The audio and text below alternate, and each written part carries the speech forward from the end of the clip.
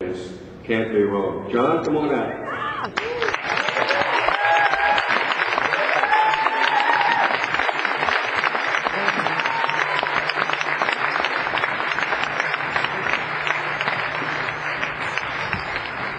Morning. Can anybody make a fist? Are you okay? We were out late last night. I don't know. You okay? Yeah, really good. I'm all wired on coffee. Been up for hours. Ready to go. Isn't he pretty? This is like a therapy session. I mean, I don't want to go camping or anything.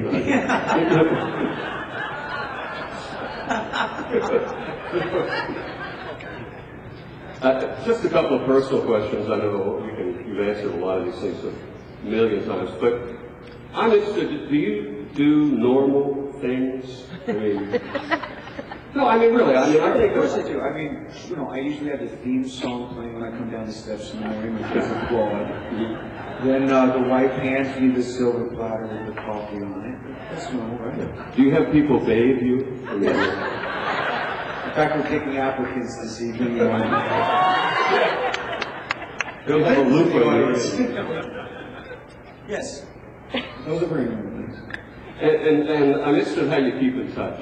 I mean, you seem aware of everything. And I'll be honest with you, I talk to a lot of artists, and they seem like they've been raised in a bubble. I mean, they don't really know, you know, things that 4 or 5 of these people would know. And you know what I mean? You get out and see and do and walk around and watch CNN and all those things. It's amazing, isn't it? He walks, he talks, he does his own stunts. But my goodness, you know, Jerry, a career is a marathon, and you know, I had the silly years. You know, you watch the implosions of Britney Spears, and you think, oh my goodness, why didn't somebody just help her? Because you know, if you're in a career, and I don't mean 1, 2, 5, or 10 years. We're talking 25 years. There's going to be ups and there's going to be downs, and celebrity these days is so magnified. But nonetheless, we're not curing cancer here. It's playing music, and it's that simple to realize that. Why couldn't you be a regular guy? You know, family guy, a buddy, a waiter if I didn't know the right 3 chords. So you know, my career choices were limited. You mean, thank God you got into rock and roll, otherwise you'd be... Once I learned that minor chord, it was all over. You know, I just did everything. Do you write your own checks? I mean, do you handle your own money? No, I'm just interested in that. I'm frankly worried about your financial future. I appreciate that. There's going to be a charity show for me tonight. Okay. We'll be passing the hat around over at the Cannery Road establishment for me. No. No. Well, I mean, you read where Billy Joel suddenly woke up one morning and he was the piano man. He was broke. And I thought, well, but you seem like you're in charge of it. I'm trying. If anybody feels bad for me, please take $1 out of your pockets and just pass them forward.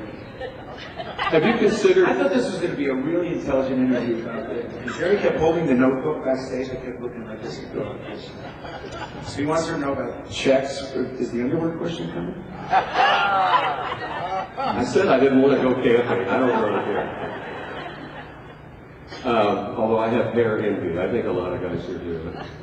You don't answer the hair question, do you? It's mine. It is not. I'm very happy to say that tomorrow's my 45th birthday, and every family is mine. That I'm proud. Do you promise yourself things?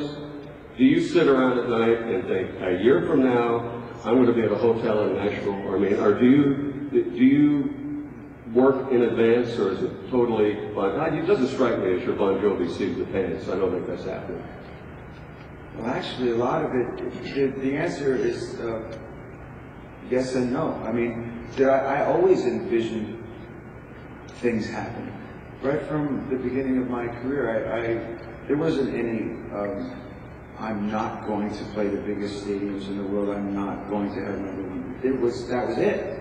You just woke up in the morning and said, I will do, until it eventually, happened or didn't happen, but you set those goals. On the other hand, if I didn't make decisions by the seat of my pants, I also would not be here today.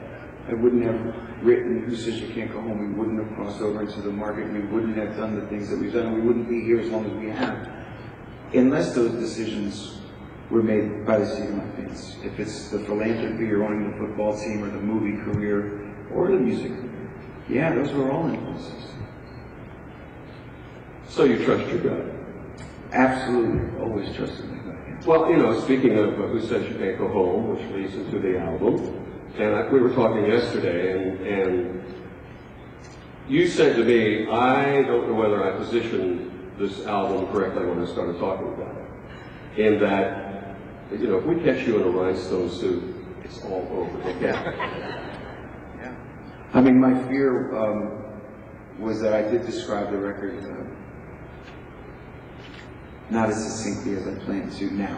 And the idea was, I came down here in September, having been with one record company now for 24 years, and asked the label in New York to allow me the freedom to do a record on Mercury Nashville. And they said, sure, you're an artist, growth, we're not going to restrict your artistic desires. So I came down here, and Ruth Lewis was receptive to it, and asked me then, what do you have? And I had nothing. But what I came down here, having been in this community for the last 20 years, on and off, 50 times, 100 times, just started writing and realized that really what we did was made a Bon Jovi record that's influenced by Nashville. Instead of me coming out and, saying the Rhinestone Cowboy, that wouldn't ring true for you or for anyone. Oh, I was hoping we'd hear it. No, not going to happen. I'm working on it. Yeah? By the way, if you write that. Well, do you think that this town, I've been in this town since the early 1900s, and do you think Nashville country music has changed? Did you change? Did we catch up to you? Are you aware of all those things going on? It's not traditional country music that I knew as a child. I think that there was a lot more crossover if it was Faith and Tim or Keith Urban or Rascal Flatts that you hear on the hot AC and pop stations across the country now as well. I think that the melding of the two has been a lot more prevalent in the last 8-10 years than years prior, obviously. And then the door was open for us, with Who Says You Can't Go Home, to have a little love the other way, And we were quite surprised by the reaction to the single.